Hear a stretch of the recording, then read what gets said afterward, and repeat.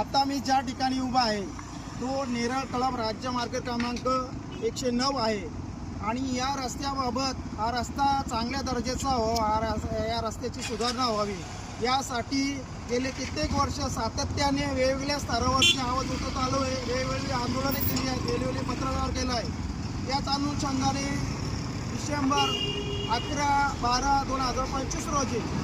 सार्वजनिक बांधकाम उपविभाग कर्जत यांना पत्र दिले होते, रस्ते विकास महामंडळ